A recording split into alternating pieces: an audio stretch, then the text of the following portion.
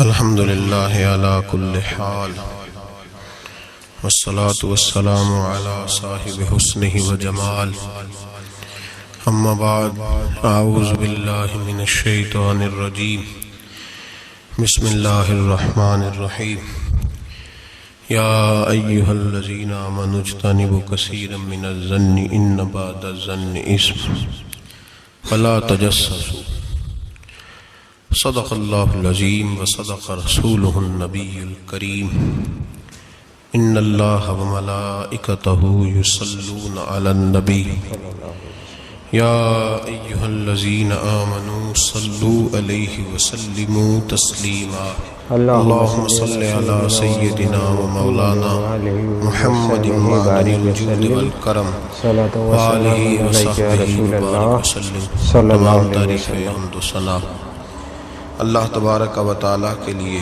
ہر قسم کے درود و سلام نبی مکرم نور مجسم شفیع معظم احمد مجتبی حضرت محمد مصطفیٰ صلی اللہ تعالیٰ علیہ وسلم کی ذات والا صفات کے لیے حمد و صلات کے بعد اللہ تبارک و تعالیٰ نے قرآن مجید سورۃ الحجرات کی آیت نمبر 12 میں ارشاد فرمایا ہے یا ایھا الذین آمنوا اجتنبوا کثیرا من الظن، فرمایا اے ایمان والو بہت سے گمانوں سے بہت سی سوچوں سے بچا کرو، ان بعض الظن اثم، اس لیے کہ بعض گمان بھی گناہ ہے،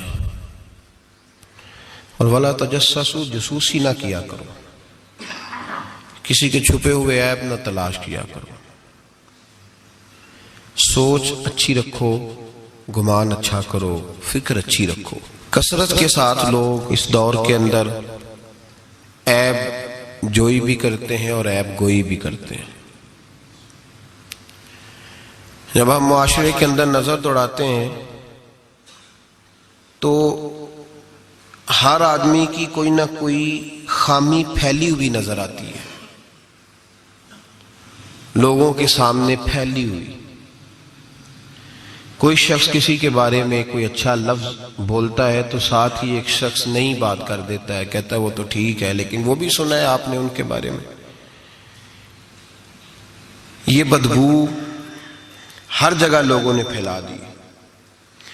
حضرت عبداللہ ابن مسعود رضی اللہ تعالیٰ عنہ فرمایا کرتے تھے کہ نبی کریم سید عالم صلی اللہ علیہ وسلم کے زمانہ مبارکہ میں جب کوئی شخص کسی کا عیب بیان کرتا تھا، غیبت کرتا تھا تو بدبو پھیل جاتی تھی، بدبو پھیلتی تھی، اور فرماتے ہمارے ناک جلنے لگتے، پتہ چل جاتا پورے شہر کے اندر کہ آج کسی شخص نے کسی کا عیب بیان کیا ہے، بدبو پھیل گئی۔ تو لوگوں نے حضرت عبداللہ ابن مسعود سے کہا جناب اب کیا ہوا ہے؟ فرمانے لگے اب بہت زیادہ پھیل گئی ہے، اب لوگوں کو وہ بدبو آتی نہیں، اب اس بدبو کے لوگ عادی ہو گئے۔ لوگ عیب جوئی بھی کرتے ہیں پھر عیب گوئی بھی کرتے ہیں، حالانکہ حکم یہ ہے کہ اگر تجھے کسی کی کوئی غلطی نظر آ بھی جائے تو اسے معاف کر دے، درگزر کر، پردہ پوشی کر۔ اگر عیب بیان کسی کا کرنا بھی ہو تو صرف اجازت اتنی ہے کہ کسی کو اس کے شر سے بچانے کے لیے کہ بھئی اس شخص کے اندر یہ فلاں معاملہ پایا جاتا ہے تو ذرا پرہیز کر، ایسا نہ ہو کہ تو لپیٹ میں آ جائے، اور وہ بھی محتاط لفظوں کے ساتھ، محتاط جملوں کے ساتھ۔ جتنی بات کا پتہ ہو وہ تحقیق کے ساتھ پتہ ہو، منوان پتہ ہو، گمان پر کہنے کی اجازت نہیں کہ صرف میں نے سنا ہے، صرف میرا خیال ہے، صرف میں وہ فلاں کہہ رہا تھا، اس طرح نہیں، بلکہ اللہ فرماتے ہیں جب تیرے پاس کوئی خبر لے کے آئے تو فتبینوا، تو اس کی تحقیق کیا کر، اس کو ٹٹول کے دیکھا کر کے سامنے والا سچ کہہ رہا ہے۔ گمان پر کبھی عمل نہ کریں اور گمان کو کبھی آگے بیان نہ کریں، کبھی کسی شخص کے بارے میں ایسے جملے نہ کہیں جس کی آپ کے پاس تحقیق نہیں، سند نہیں، آپ کو پوری طرح پتہ نہیں۔ حضرت سیدنا امام اعظم ابو حنیفہ رحمۃ اللہ تعالی علیہ کے پاس ایک شخص نے آ کے کہا فلاں آدمی زانی ہے، فرمایا تجھے کیسے پتہ چلا؟ اس نے کہا حضور آپ تو، فرمایا کس نے بتایا تجھے؟ حضور میری بات تو سنے، جلال میں آ گیا۔ فرمایا تیری طاقت کیا ہے؟ تو نے دیکھا ہے اسے بدکاری کرتے؟ تو نے کسی عورت کے ساتھ اس کو تنہا پایا ہے، ایسی حالت میں دیکھا ہے جس سے پتا چلے کہ گناہ کر رہا تھا؟ فلاں آدمی کہہ رہا تھا، فرمایا اگر میں چیف جسٹس ہوتا تو تجھے لٹکا کے 80 کوڑے مارتا۔ ایک مسلمان کے بارے میں تو نے یہ بات کر دی، اور جو لفظ کہے وہ بڑے سمجھنے والے ہیں۔ فرمانے لگے تو نے رسول پاک علیہ السلام کا فرمان نہیں پڑھا؟ میرے نبی پاک نے فرمایا جس نے میرے مومن کو دکھ دیا اس نے تو مجھے دکھ دیا ہے۔ فرمایا تو میرے رسول کو تکلیف دیتا ہے مسلمان کا عیب بیان کر کے، تجھے خیال نہیں آتا؟ تو سمجھتا نہیں بات کو؟ من اذا مسلمن فقد اذانی، حضور نے فرمایا جس نے مسلمان کو تکلیف دی اس نے مجھے تکلیف دی ہے۔ لوگ عیب جوئی اور عیب گھوئی کا فریضہ اور ڈھونڈتے پھرتے ہیں، ٹٹولتے پھرتے ہیں۔ اور بھائی مکھیاں دو قسم کی ہوتی ہیں، ایک شہد کی مکھی ہوتی ہے، جب بھی بیٹھتی ہے پھول پہ بیٹھتی ہے، اور جب اگلتی ہے پھر شہد ہی اگلتی ہے۔ ایک مکھی ہوتی ہے جو بیٹھتی بھی گند پہ ہے، اور جہاں بیٹھتی ہے وہاں گند ہی چھوڑ کے اٹھتی ہے۔ کردار ایسا اپنائیں، اپنی سوچ کو، تفکرات کو اس طرح کا بنائیں کہ آپ کے ذہن اچھائی کو قبول کرے۔ آپ جب سامنے والے کو دیکھیں تو آپ کو اچھائیاں نظر آئیں، اچھائیاں، اور جب آپ بیان کریں تو پھر بھی آپ کی زبان سے اچھائیاں ہی نکلیں، اچھائیاں نکلیں۔ ذہن سازی کریں، اپنے آپ کو سمجھائیں۔ وہ کسی دانشور نے کہا، ایک شخص مجھے کہنے لگا لوگوں کے چہروں پہ گرد پڑ گئی ہے، فلاں کے چہرے پہ گرد تھی، فلاں کے چہرے پہ بھی گرد تھی، فلاں کے چہرے پہ بھی گرد تھی۔ اس نے مجھے کئی لوگ گنوائے تو میں ہنسنے لگا۔ کہنے لگا کیوں ہنستا ہے؟ کہتے میں نے اس کی اینک اتاری، ٹیشو پیپر کے ساتھ صاف کر دی۔ میں نے کہا بندوں کے چہرے ٹھیک ہے، تیری اینک پہ گرد پڑی ہوئی ہے، ادھر بھی تھوڑی توجہ کر لیتا تو اتنے لوگوں پہ الزام تو نہ لگاتا۔ حضرت میاں صاحب بول پڑے، کہنے لگے برا بندہ میں لبن ٹریا، جاگتے ملیا نہ کوئی۔ برا بندہ میں، میاں صاحب کی بات ہے، میری آپ کی نہیں، سانو تے 70 بجائے دیاڑی دا۔ میاں صاحب کہتے ہیں میں برا بندہ میں لبن ٹریا تے جاگتے تھا ہی کوئی نہیں کہ ملا ہی نہیں۔ کہتے مجھے نہیں ملا، مجھے نہیں۔ سمجھ لیں بات کو، بزرگوں کے افکار کو سمجھے۔ کہتے مجھے ملا اس لیے کہ میری سوچ ہی بڑی اچھی تھی، جو مجھے ملتا میں اس کے اندر اچھائیاں پیدا کر لیتا۔ مجھے نہیں ملا، یہ نہیں کہ بندہ تھا نہیں، مجھے نہیں ملا اس لیے کہ میری سوچ ہی نہیں تھی۔ وہ ہے نا کہاں سے لاؤں جس میں لوگوں کے عیب نظر آئے؟ برے بندے نو میں لبن ٹریا تے جاگتے ملیا نہ کوئی، تے اپنے اندر چاہتی پائی تے میں تھوں برا نہ کوئی۔ اپنے اندر چاہتی پائی تے میں تھوں، مجھے سمجھ آئی من عرف نفسہ فقد عرف ربہ، من عرف نفسہ فقد عرف ربہ۔ جو اپنے آپ کو پہچان گیا وہ اپنے رب کو، یہاں تو الزام تراشیاں ہوتی ہیں، الزام تراشیاں۔ حضرت بہاؤالدین زکریا ملتانی رحمت اللہ علیہ اور بابا فرید الدین گنج شکر رحمت اللہ علیہ ایک زمانے میں ہوئے۔ ملتان کا ایک شخص حضرت بہاؤالدین زکریا ملتانی کے پاس مرید ہونے آ گیا، مرید ہونے آیا۔ حضرت اس کو کونے میں لے گئے اور لے جا کے کہنے لگے تو ملتان کا رہنے والا ہے تو میں اپنے شہر والوں کے ساتھ دھوکہ نہیں کرتا۔ یہ جو میرے پاس لوگ مرید ہونے آئے ہیں، یہ کوئی کہیں سے آیا ہے، کوئی کہیں سے آیا، تو میرے شہر کا ہے۔ میں کوئی پیر شیر نہیں، میں دکاندار ہوں، جیبیں ٹٹولتا ہوں لوگوں کی، میں دھوکہ دیتا ہوں، تجھے بچانا چاہتا ہوں، تو اس طرح کر کہیں اور چلا جا۔ اس نے کہا حضور مشورہ دے کہاں جاؤں؟ کہنے لگے پاک پتن میں چلا جا، فرید الدین بہت بڑا فقیر ہے، بڑا فقیر ہے۔ وہ شخص کہتا ہے گھوڑے پہ بیٹھا، میلوں کا سفر تھا، ملتان سے پاک پتن شریف پہنچا۔ بابا صاحب کی خدمت میں حضور مرید ہونا ہے، کہاں سے آئے ہو؟ کہا ملتان شریف سے۔ کہنے لگے وہاں فقر کا دریا بہ رہا تھا، تو نہر کے پاس آ گیا ہے۔ فقر کا دریا بہ رہا تھا، تو نہر کے پاس آ گیا ہے۔ اور رونے لگا، کہنے لگا بابا مجھے کیا پتا نہر کون سی ہے، دریا کون سا ہے، وہ تیرے پاس بھیجتا ہے تو اس کے پاس بھیجتا ہے۔ میرے بھائی پرانے لوگوں کو تو اپنے اندر کوتاہی نظر آتی تھی، سامنے والے کے اندر خوبی دکھائی دیتی۔ میں بن کے بیٹھ گیا ہوں کہ میں ہی صحیح ہوں، بس میں ہی صحیح ہوں، اپنے زاویہ نگاہ سے سوچتے ہو، اپنا ہم نے طرز خیال بنا لیا۔ سوچ کی صفائی، سوچ کی پاکیزگی۔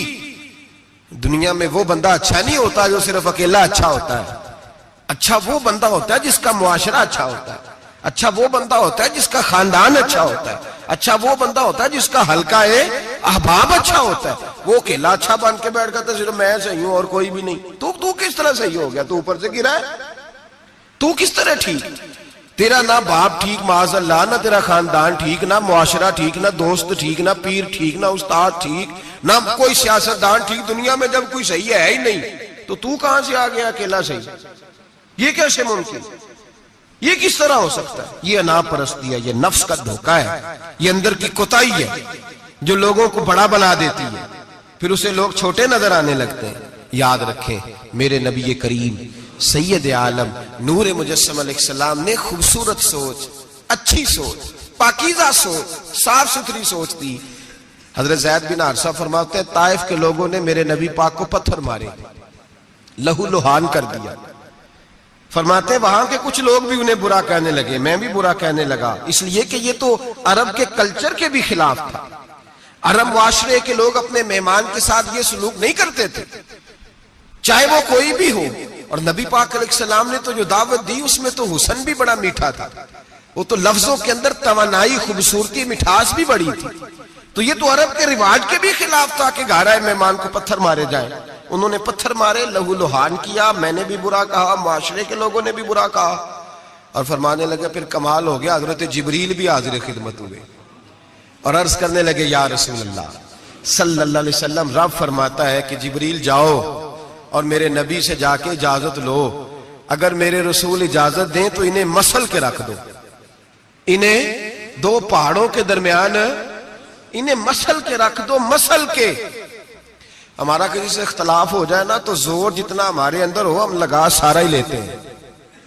جب پتہ چل جاتا ہے نا کہ میرے تعلقات کتنے کو ہیں پھر ہم کہتے ہیں چلو دفع کرو، میں نے کیا کہنا ہے. اصل بات پتہ کیا ہوتی ہے کہ انگور کھٹے ہیں، ہاتھ نہیں پہنچتا، ورنہ اختلاف ہو جائے تو دل ہمارا کرتا ہے کہ پیس کے رکھ دیں، لیکن چونکہ اتنی پہنچ نہیں ہوتی تو پھر لوگ واپس آ کے پتہ کیا کہتے ہیں، اور میں نے کہا چلو وہ تو فضول آدمی ہے، میں نے تو نہیں نا اس طرح کا باندھ جانا. اصل بات یہ ہوتی ہے کہ انگور ہاتھ نہیں پہنچتا. عرض کی یا رسول اللہ صلی اللہ علیہ وسلم، رب کریم فرماتا ہے کہ جبریل جا کے آپ اجازت لیں، اگر حضور آپ کو اجازت دے دیں.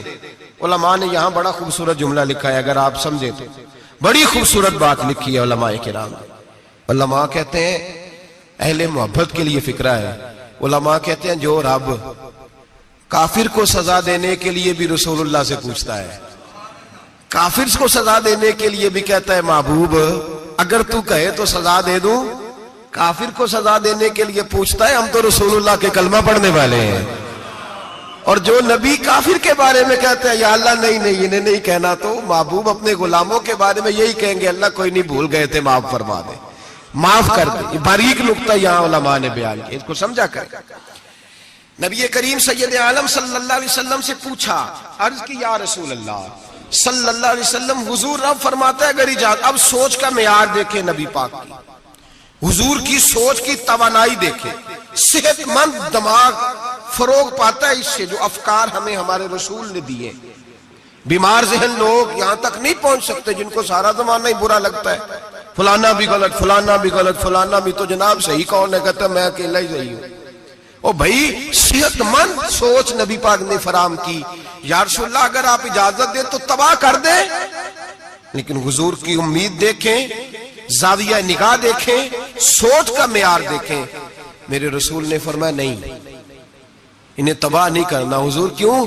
فرمایا ہو سکتا ہے ان کی نسلیں کلمہ پڑھ کے مسلمان ہو جائیں، اگر تباہ ہو گئے تو نسلیں کیسے آئیں گی، اولادیں کیسے ہوں گی؟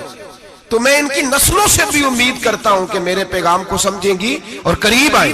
میرے بھائی یاد رکھیں اس بات کو، سمجھ لیں نبی پاک علیہ السلام نے ہمیں صحت مند سوچ دی ہے، ہمارے افکار و نظریات کو توانائی دی ہے. ہر وقت برا سوچنا، برا گمان کرنا، اس ملک کا کچھ نہیں ہو سکتا، یہ فلاں نہیں ہو سکتا. کیوں نہیں ہو سکتا؟ اٹھ باندھ کمر کیوں ڈرتا ہے؟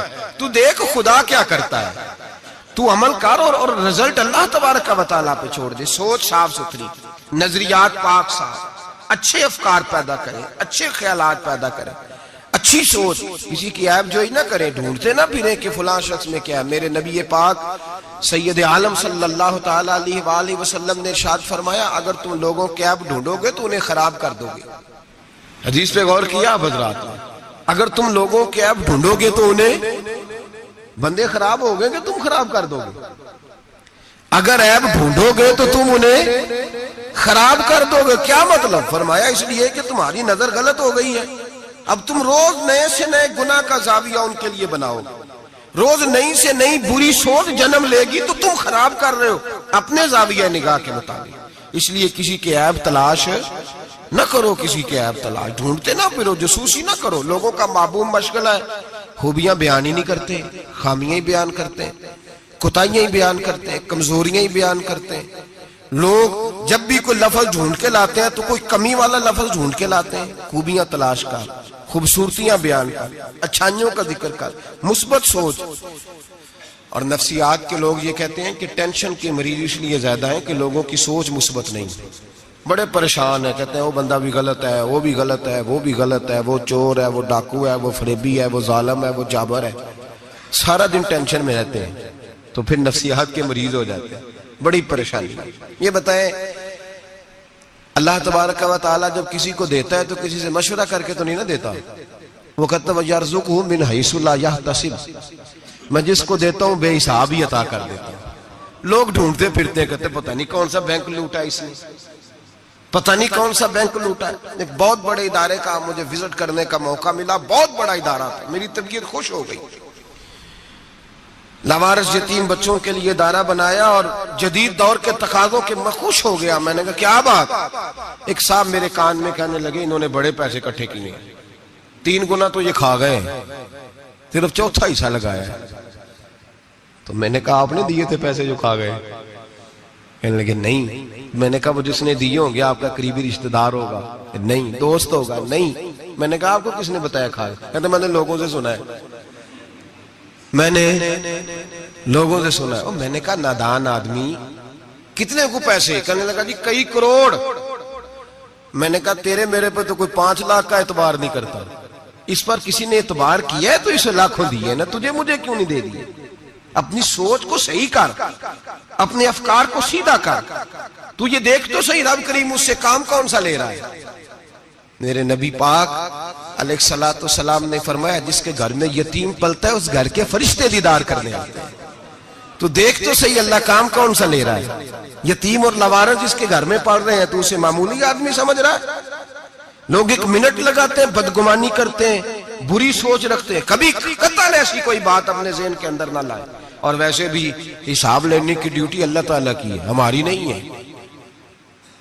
تو جو جس کا کام ہے وہ بہت خوب جانتا ہے کرنے کو, وہ بڑا بہترین کارساز ہے, بڑی باریکی سے جانتا ہے. یاد رکھیں بدگمانی نہیں کریں, بری سوچ پیدا نہ کریں, اپنے آپ کو تباہ نہ کریں, اپنے آپ کو بھٹکائیں نہیں. اچھا سوچیں رب کریم جس سے کوئی کام لے رہا ہے بڑا اچھا ہی لے رہا ہے. جس سے اللہ کوئی کام لے رہا ہے وہ بڑا عمدہ لے رہا ہے, بھلا لے رہا ہے, بڑا اچھا لے رہا ہے. آپ اللہ تبارک و تعالیٰ کی منشا سمجھیں. ہاں میں نے شروع میں عرض کیا اگر کوئی کوتاہی آپ کو حقیقتاً پتا چلے تو منت کریں, سمجھانے کی کوشش کریں, یا اس شخص تک لے کر جائیں جو اسے سمجھا سکتا ہے. ہم کچھ نہیں کر سکتے, صرف کمیاں بیان کرتے ہیں. میرے نبی پاک سید عالم نور مجسم صلی اللہ تعالی علیہ وسلم نے سمجھایا ہے اپنے غلاموں. حضور نے پہلے تو فرمایا جاسوسی نہیں کرنی, کسی کا عیب, کسی کا کبھی بھی عیب تلاش, میٹھی بات, پیاری بات, خوبصورت بات تلاش کرو. نبی پاک نے فرمایا حکمت مومن کی گمشدہ میراث ہے. محمد ڈھونڈتا رہتا ہے, جہاں سے خیر ملتی ہے حاصل کر لیتا ہے, جہاں سے اچھائی ملتی ہے اس کو حاصل وہ ڈھونڈتا رہتا ہے. اس کے پاس جو زاویہ نگاہ ہے نا وہ بڑا حسین ہے, وہ تلاش کر کے اپنے حصے کی خیر کٹھی کر لیتا ہے, خیر کر لیتا ہے کٹھی, وہ ڈھونڈ لیتا ہے. کبھی عیب جوئی نہ کریں اور پھر عیب گوئی نہ کریں, کبھی نہ کریں. مثبت چیز سوچیں اللہ مثبت چیزیں عطا کرے گا, اچھائی سوچیں اللہ اچھائی نصیب کرے گا. یہاں تو حال یہ ہو گیا ہے کہ لوگ ایک برے آدمی کو دیکھتے ہیں تو سب کے بارے میں برا سوچنے لگ جاتے ہیں. وہ سرگودے میں نا تھوڑے دن پہلے ایک واقعہ ہو گیا, ایک دعا میں کرنے لگا ہوں, آپ نے آمین کہنی ہے. اللہ کرے سنی جاگ جائے. اوے لوکی نے آپ نے آکھے یہ میرے دل کے اندر کی گہرائی کی دعا ہے, مہربانی کریں آپ کی قبول ہو جائے گی, میرے گناہگار کی بھی بات بن جائے گی. دعا کریں سنی جاگ جائے, یہ جاگ جائے, اس کو ہوش آ جائے. علماء پہلے دن سے شور کر رہے ہیں اور میں شور نہیں کرتا, میں پنجابی کا لفظ کہتا ہوں, میں تو کلپتا ہوں صحیح معنوں میں, شور نہیں. میں تو کلپتا ہوں.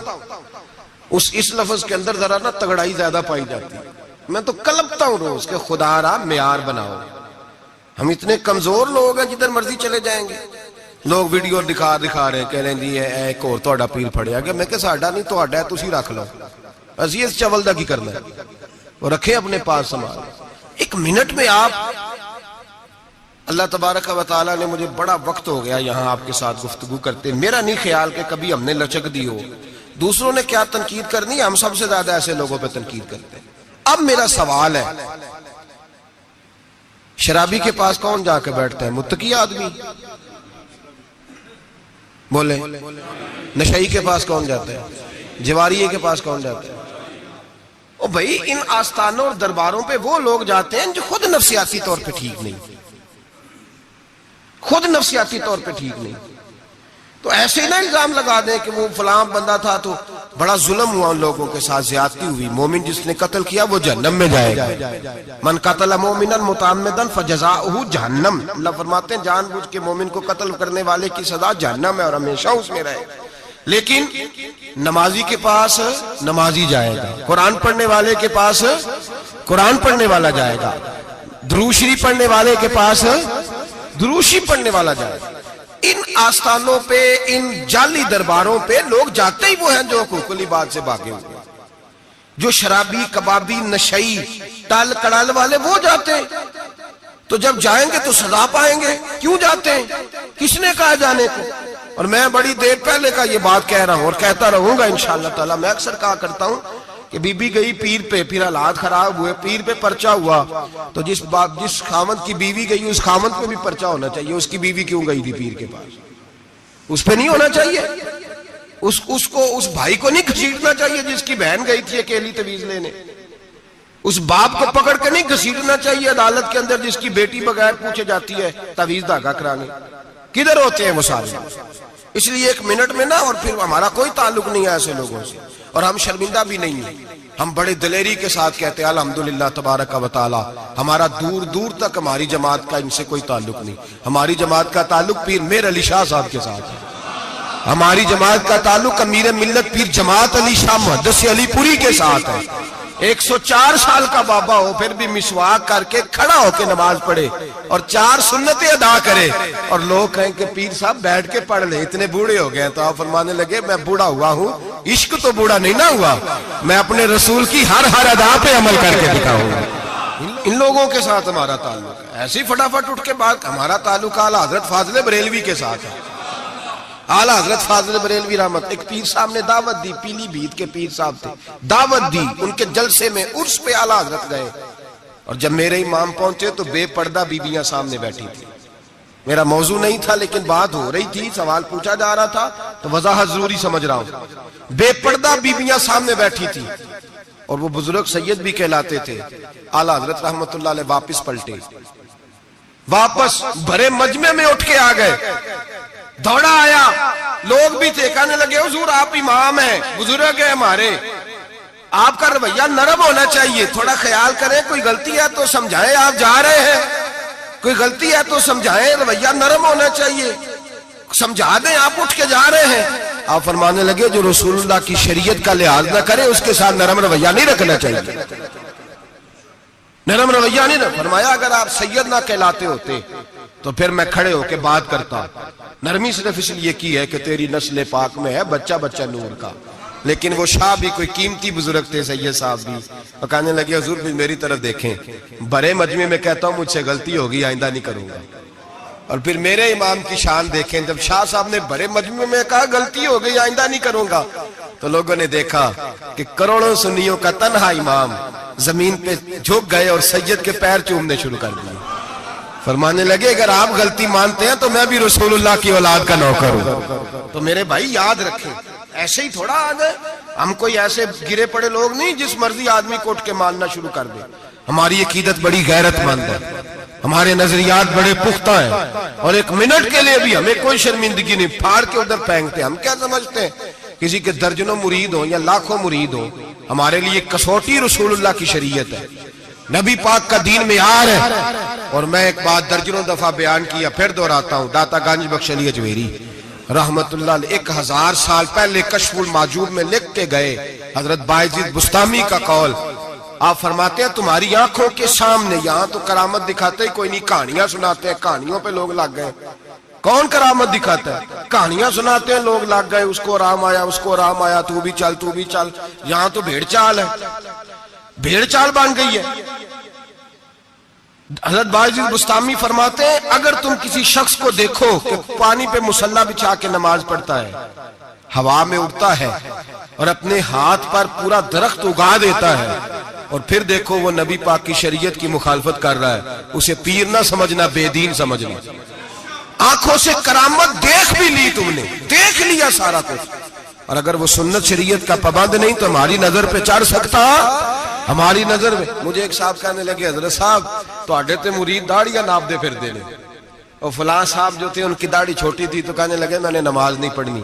میں نے کہا یہ تنقید نہیں، یہ ہمارا کمال ہے، کمال ہے۔ کسی کی جیب توڑی نہ ٹٹولتے نظر آئے تمہیں، کسی شخص پر اس طرح کی اگر داڑھی کی بات کی ہے تو پھر یہ ہماری سوچ اور ہماری فکر ہے کہ ہماری نظر اگر جا کے کھڑی ہوتی ہے تو رسول اللہ کی سنت پہ کھڑی ہوتی ہے، نبی پاک کی شریعت پہ کھڑی ہوتی ہے۔ اس لیے ہم گنجائش نہیں دیتے، ہمیں کو خشک سمجھ لے یا ڈاڈا سمجھ لے، ہمارے لیے معیار رسول اللہ کا دین ہے۔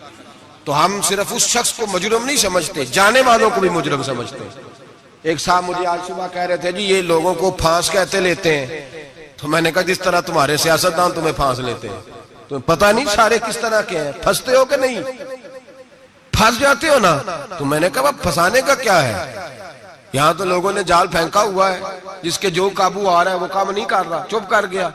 تو میں نے کہا یہ فٹافٹ بات تم نے پھیر دی ہے نا، درجنوں لوگ کہتے ہیں نا غلط ہے، لیکن تم چھوڑنے کو تیار نہیں ہوتے، تو بھائی اسی طرح لوگ پھنس جاتے ہیں، وہاں بھی باتوں میں ہی آتے ہیں، جہاں سیاستدانوں کی باتوں میں آ گئے، چوروں وڈیروں ظالموں کی باتوں میں آ گئے۔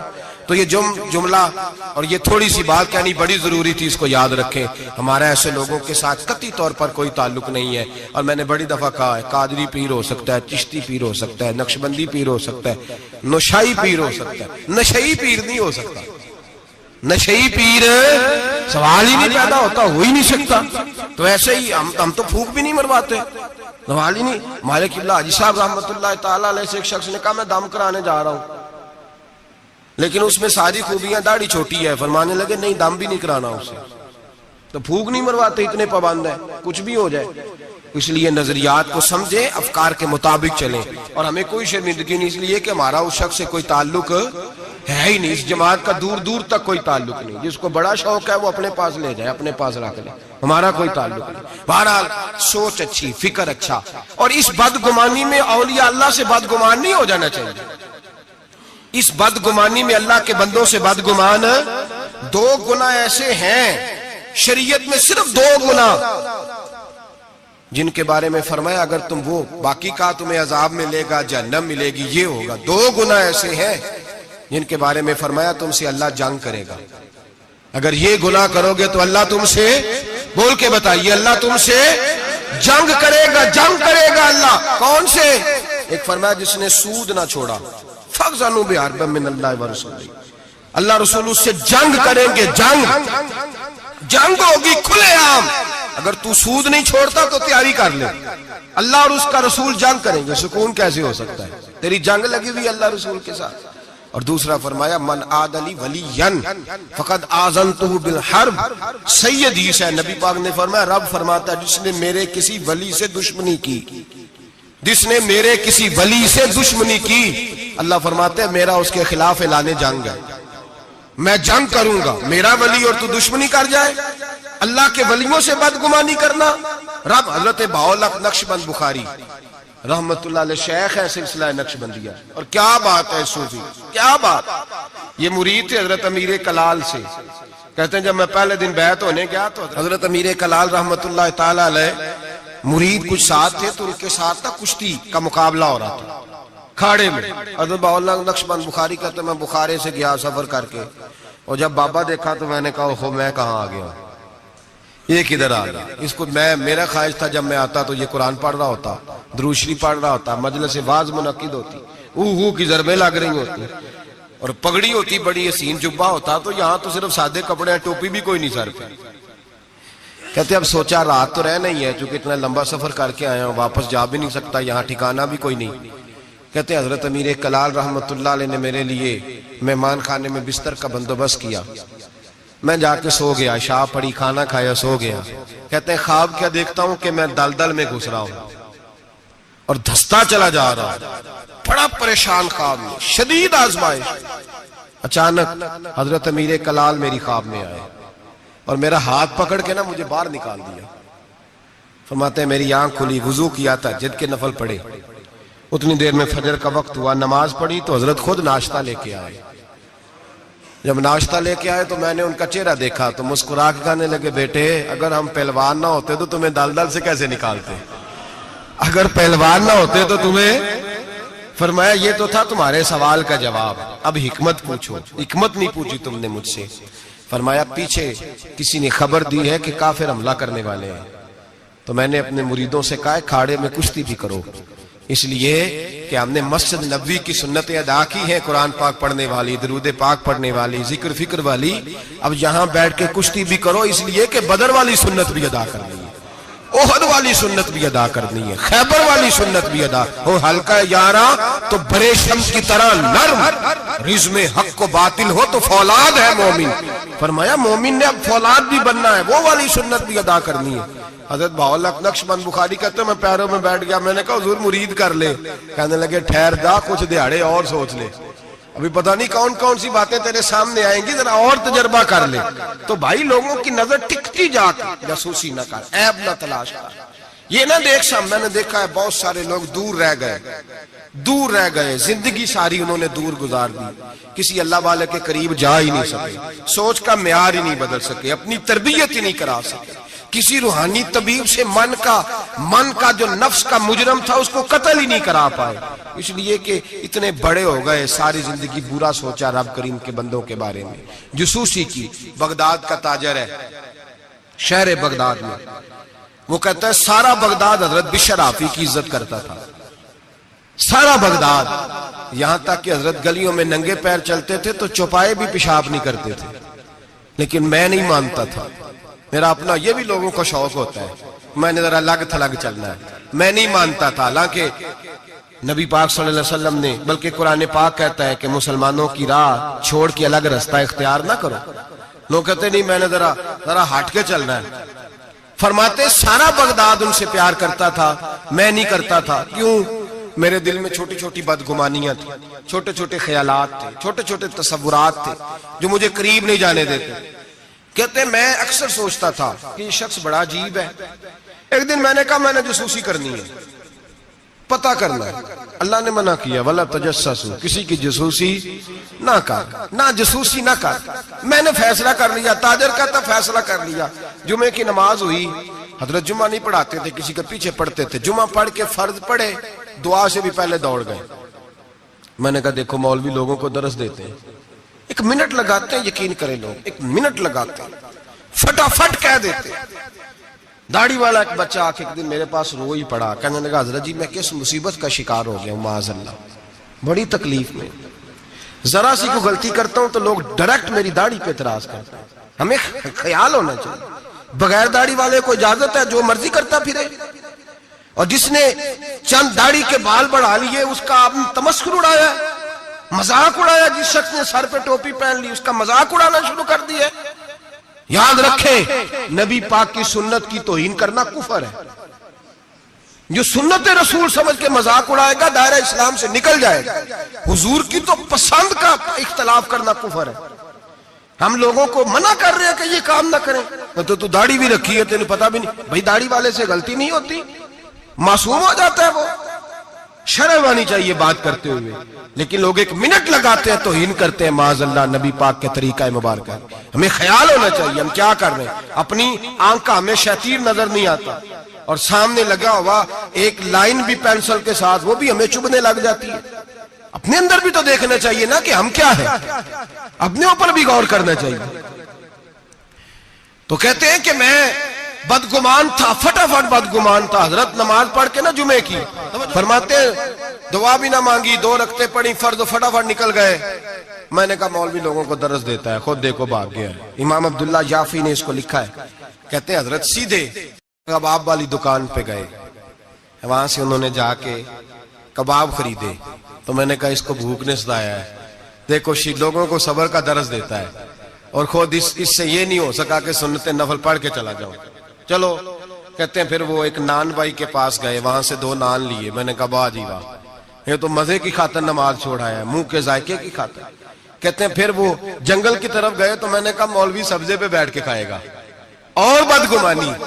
کہتے ہیں چلتے چلتے جنگل میں گئے، ایک جھونپڑی آئی، بغداد کے پیر نے جھونپڑی کا دروازہ کھولا، جب اندر گئے تو ایک شخص بیٹھا ہے جس کی ٹانگیں بھی کوئی نہیں، ہاتھ بھی کوئی نہیں، اور کہتے ہیں پھر حضرت بشر عافی گھٹنوں کے بل بیٹھے اور پیالے میں پانی لیا، اور اس کے منہ سے پانی نکل رہا تھا، کوئی اور ہوتا تو گھن کرتا۔ کپڑا بچھایا اور پھر روٹی کے لقمے توڑ توڑ کے منہ میں ڈالے۔ کہتے ہیں میں کانپا اس وقت جب وہ شخص کہنے لگا حضرت جی 19 سال ہو گئے، اب ہر روز روٹی کھلا کے جاتے ہیں، ہر روز روٹی کھلا کے جاتے ہیں، کپڑے بدلتے ہیں، میرے گھر کا کام کرتے ہیں۔ کہتے ہیں میں رونے لگا، اتنا بڑا شخص۔ فرماتے ہیں جب بات اس کی ختم ہوئی، کھانا کھلایا، تو حضرت بشر عافی نے اس کے کٹے ہوئی ٹانگ پہ ہاتھ رکھا اور فرمانے لگے معاف کر دینا، مولانا نے جمعہ لمبا کر دیا تھا، مجھے آنے میں دیر ہو گئی، ابھی میں نے سنتیں پڑھنی ہے، نفل پڑھنے۔ فرماتے ہیں میں رو پڑا، میری چیخ نکل گئی، اور میں حضرت بشر عافی کے قدموں میں ہاتھ رکھ کے کہنے لگا، میں نے کہا بابا جسے میں تیری غلطی سمجھتا تھا وہ تو تیرا سب سے بڑا کردار ہے، جس پر میں جاسوسی کر رہا تھا وہ تو اعلیٰ درجے کی تیری ولایت ہے۔ آج سمجھ آئی ہے کہ بغداد کے جانور بھی تیرا ادب کیوں کرتے ہیں۔ تو اللہ کی مخلوق سے پیار کرتا ہے تو بے زبان مخلوق بھی تیری تابعدار ہو گئی۔ آج سمجھ آئی ہے، آج او بھائی کچھ تو مجبوریاں رہی ہوں گی، یوں ہی کوئی بے وفا نہیں ہوتا۔ 1 منٹ میں جاسوسی کرنا، عیب بیان کرنا، عیب جوئی کرنا، عیب گوئی کرنا، نہ کسی کے حال پہ طنز کر، نہ کسی کے غم کا مذاق اڑا۔ وہ جسے چاہے جیسا نواز دے، وہ جسے چاہے جیسا نواز دے، وہ جسے چاہے جیسا نواز دے۔ یہ مزاج لطف رسول ہے، کوئی آیا لے کے چلا گیا، کوئی عمر بھر بھی نہ پا سکا، میرے مولا تجھ سے گلا نہیں، یہ تو اپنا اپنا نصیب ہے، یہ تو اپنا نصیب ہے، یہ تو اپنا نصیب ہے۔ بھائی سمجھے، بدگمانی نہ کر، جاسوسی نہ کر، پردہ پوشی کر، تجھے کسی کا عیب نظر آئے تو چھپایا کر۔ یقین کریں لوگ بیٹیوں کی باتیں کرتے ہیں، بیٹیوں کی باتیں کرتے ہیں۔ رشتہ ڈھونڈنے والے جب آتے ہیں تو کسی کریانے والی دکان پہ کھڑے ہو کے پوچھتے ہیں فلاں گھر میں رشتہ کرنا ہے، کر لیں، ڈرتے نہیں، کانپتے نہیں، بات کرتے کلیجہ منہ کو آتا ہے۔ لوگ کہتے ہیں نہ کرنا، اس کا ابا بڑا بد زبان ہے، اس کے گھروں سے اونچی۔ تو پتہ کیا کر رہا ہے؟ بیٹی کے بارے میں بدگمان کر رہا ہے، بیٹی کے بارے میں نہ کرنا، ان کے گھر میں فلاں، بیٹی کے بارے میں تو نے سوچا ہی نہیں، کیا بات کر دی تو نے؟ بیٹیاں تو برابر ہوتی ہیں، ایک جیسی ہوتی ہیں، نہ کرنا، ان کے گھر میں تو روٹی صحیح طرح نہیں پکتی۔ لوگ یہاں تک بدگمانی، جاسوسی، یہاں تک بدبو پھیلاتے ہیں معاذ اللہ، خیال نہیں کرتے ہم کیا کہہ رہے ہیں، سوچتے نہیں۔ میرے رسول پاک، میرے محبوب دو عالم، نبی رحمت، نور مجسم کا انداز تو دیکھ میرے بھائی، ہم تو وہ عیب بیان کر رہے ہیں جو ہے ہی نہیں۔ اور آمنہ کے لال کا طریقہ کیا ہے؟ جس طرح ماں بیٹی پہ چادر نہیں ڈالتی اور کہتی ہے نہیں میری بیٹی ہے، نہیں میرا بیٹا ہے، اماں وکیل بن جاتی ہے بچوں کی۔ میرے رسول کا طریقہ دیکھیں، لفظوں کا حسن دیکھیں۔ فرمایا من ساتر مسلمن، فرمایا میرے مومن سے غلطی ہو جائے تو اس کی پردہ پوشی کر۔ جس طرح ماں بچوں کے بارے میں بات کرتی ہے، رسول پاک اس سے بڑھ کے امتی کے بارے میں بات کر رہے ہیں۔ فرمایا من ساتر مسلمن، من ساتر مسلمن، کون ہے جو میرے مسلمان کی پردہ پوشی کرے؟ کون ہے جو گناہ دیکھ کے معاف کرے؟ کون ہے جو اس کی پردہ پوشی کرے؟ اب جو من ساتر مسلمن، فرمایا جو میرے مسلمان کی پردہ پوشی کرے گا، ساترہ اللہ یوم القیامہ، فرمایا اللہ کے رسول کا وعدہ ہے کہ رب قیامت کے دن اس کے گناہوں پہ پردہ ڈال دے گا، اس کے۔ اور صحیح مسلم میں میرے نبی پاک نے فرمایا ہے اللہ اپنی رحمت کی چادر ڈالے گا بندے پہ، اللہ اپنی رحمت کی جو اس کی شان کے لائق ہے، اور چادر کے نیچے اس کو چھپا کے اللہ پوچھے گا جو لوگوں کے عیب چھپاتا رہا، کس طرح چھپائے گا؟ وہ بھی وضاحت دوسری جگہ پہ فرمایا اس پہ چادر ڈال کے، جس طرح دو لوگ چادر میں چھپ کے سرگوشی کرتے ہیں، رب کریم پردہ ڈال کے پوچھے گا یہ گناہ کیا تھا؟ بندہ ڈرے گا، اے اللہ میں بھول گیا تھا، غلطی وہ بھی کیا تھا، اے اللہ غلطی ہو گئی، وہ بھی کیا تھا، ہاں یا اللہ۔ فرمایا میں نے دنیا میں تیرے پردے رکھے تھے، آج بھی تیرے پردے رکھوں گا، جا میری رحمت کی چادر کے اندر چھپ کے جنت میں داخل ہو جا۔ میرے بھائی نہ عیب جوئی کرو نہ، اور سن لیں یہ میرے نبی پاک کا فرمان ہے، یہ میرے رسول کا فرمان ہے۔ زمین پھٹ سکتی ہے، آسمان ٹوٹ سکتا ہے، ستارے جھڑ سکتے ہیں، دریا بہہ سکتے ہیں، قبریں کریدی جا سکتی، قیامت آ سکتی ہے، پر رسول اللہ کا فرمان کبھی غلط ہو سکتا؟ نبی پاک کا فرمان غلط ہو سکتا؟ جو دن کو کہہ دیا دن ہے تو دن نکل آیا، جو شب کو کہہ دیا شب ہے تو رات ہو کے رہی۔ خدا نے ان کی زبان کو وہ اختیار دیا، جو نکلی منہ سے ان کے وہ بات ہو کے رہی۔ نبی پاک کا فرمان کبھی غلط ہو سکتا؟ سن لے، یاد رکھ لے، یہ اصول دیا میرے نبی پاک نے، اس کو کبھی نہ بھلانا۔ جو اپنی عزت محفوظ رکھنا چاہتا ہے، جو چاہتا ہے میرے آپ چھپے رہے، حضور نے قاعدہ بیان کر دیا، فرمایا اگر تو میرے غلام کے عیب بیان کرے گا، چوک چوراہے گلی بازار میں کھڑے ہو کے اگر تو میرے امت کے عیب بیان کرے گا، تو تو اپنے گھر کے 7 پردوں میں چھپا ہوا بھی ہوا تو اللہ تجھے وہاں بیٹھے بیٹھے رسوا کر دے گا۔ تو رسوا ہوگا، آج نہیں تو کل، کل نہیں تو پرسوں، پرسوں نہیں تو ترسوں۔ حضرت شیخ سعدی رحمت اللہ علیہ فرمایا کرتے جب رب کسی کو رسوا کرنا چاہتا ہے تو اسے اپنے نیک بندوں کے عیب بیان کرنے پہ لگا دیتا ہے۔ وہ سمجھتا ہے میری زبان کو لذت حاصل ہو رہی ہے، وہ سمجھ رہا ہے میں بڑا سمارٹ ہو گیا ہوں، میں عیب جوئی کر رہا ہوں۔ فرمایا رب کریم کی خفیہ تدبیر تجھے رسوا کرنا چاہتی ہے، اب تو رسوا ہوگا۔ اب لوگ تیری عزت کرنے والے تیری نافرمانی کریں گے، تجھے قریب بٹھانے والے دور بھگائیں گے، تجھ سے پیار کرنے والے نفرت کریں گے۔ عیب جوئی نہ کر، عیب گوئی نہ کر، لوگوں کے عیب نہ بیان کر، ورنہ جب کسی کو عرش کا مالک بدنام کرتا ہے، عزت اللہ دیتا ہے، وَتُعِزُّ مَن تَشَاءُ وَتُذِلُّ مَن تَشَاءُ، اور جب رب کسی کو رسوا کرنا چاہے، میرے نبی پاک فرماتے ہیں پھر کوئی دنیا کی طاقت اسے عزت دے سکتی، پھر دوبارہ وہ اپنی عزت پہ بحال ہو سکتا، اور جسے اللہ عزت دے اسے کوئی رسوا بھی نہیں کر سکتا، اسے کوئی گرا سکتا بھی۔ مدعی لاکھ برا کیا چاہے کیا ہوتا ہے، وہی ہوتا ہے جو منظور خدا ہوتا ہے۔ بھائی عیب جوئی نہ کریں، عیب جوئی نہ کریں، جاسوسی نہ کریں، خبردار کسی کی ٹو میں نہ پڑیں، پتہ نہیں رب کریم کو کیا منظور ہے۔ اگر اللہ نے کسی کا پردہ رکھا ہے تو اس کی پردہ داری کریں، اس کی پردہ داری، تعویل کریں، باتوں تعویل کریں، اس کہیں میری آنکھ کی غلطی ہو سکتی ہے، اور اگر کچھ کرنا بھی ہے تو سمجھانے کی تدبیر کریں، اور بزرگ فرماتے ہیں کچھ نہیں ہو سکتا تو اس کی ہدایت کے لیے دعا کریں، اللہ کی بارگاہ میں اس کی ہدایت کے لیے دعا کریں، اس کی ہدایت کے لیے رب کریم کی بارگاہ دعا کریں۔ حضرت عمر فاروق رضی اللہ مدینے کی گلی میں گھوم رہے تھے، ایک گھر سے گانے باجے کی آواز آنے لگی۔ حضرت عمر بڑے جلالی تھے، گناہ دیکھ کے بڑا جلال کرتے، ذرا کو گردن جھکائی، آپ نے نظر پڑی دروازے کی اوٹ سے، دیکھا کہ اندر تو شراب بھی پڑی ہوئی ہے۔ حضرت فاروق اعظم رضی اللہ تعالیٰ عنہ چھلانگ لگائی اور گھر کے اندر چلے گئے۔ آپ نے دیکھا شراب کا مٹکا پڑا ہے، وہ شخص ہے۔ آپ کہنے لگے دو گناہ کر رہے ہو، گانا باجا بھی اور شراب بھی۔ اور شخص کہنے لگا حضور میں نے 2 گناہ کیے ہیں، اور اگر آپ محسوس نہ کریں تو آپ سے 3 ہو گئے۔ میں کون سے؟ اور میں پہلی بات تو یہ کہ آپ نے جاسوسی کی، قرآن کہتا ہے نہیں کرنی چاہیے۔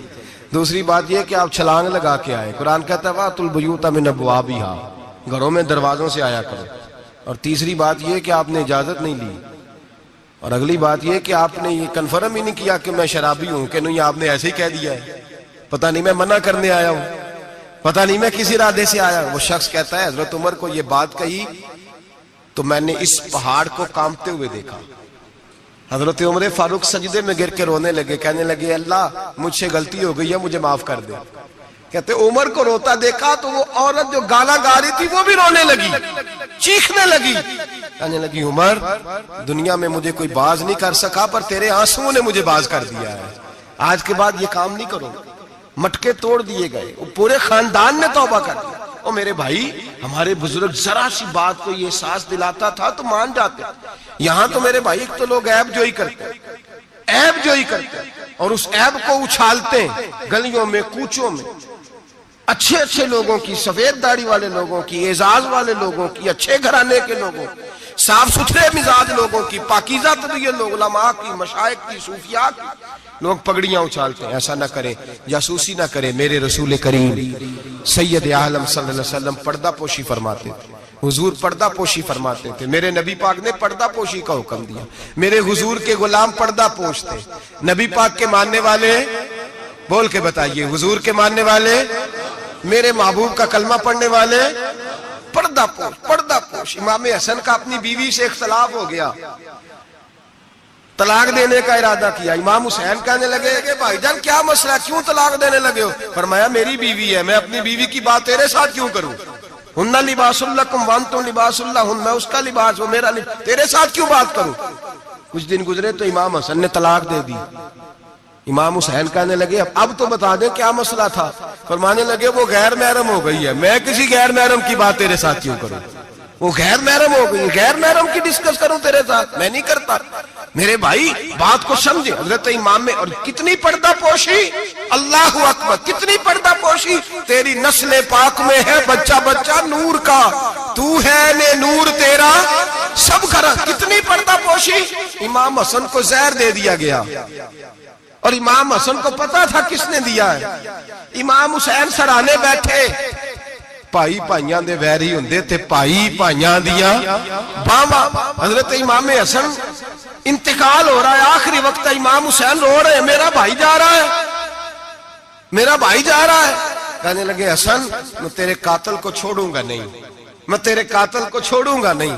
پردہ پوشی دیکھو فاطمہ کے جگر گوشے کی، پردہ پوشی دیکھو مولا علی کے شہزادے کی، پردہ پوشی دیکھو جنہوں نے میرے رسول کے کندھوں پر سواری فرمائی تھی، پردہ پوشی دیکھو۔ حضرت امام حسن کہنے لگے کیا کہے گا تو؟ کہنے لگے بھائی جان بس بتا دے زہر کس نے دیا ہے، پھر میں دیکھیں اس کا حشر کیا کرتا ہوں۔